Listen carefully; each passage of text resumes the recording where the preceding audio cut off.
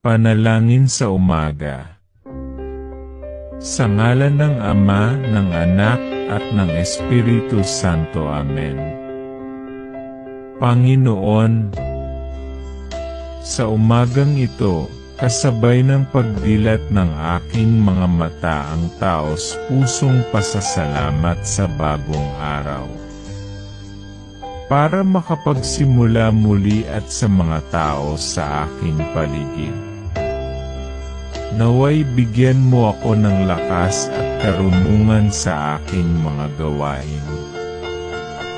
Ipinagdarasal ko rin po ang aking pamilya, kaibigan, at ang nagbabasa nito ngayon. Naway pagpalain mo po sila ng mabuting kalusugan, kasiyahan at pagmamahal. Amen.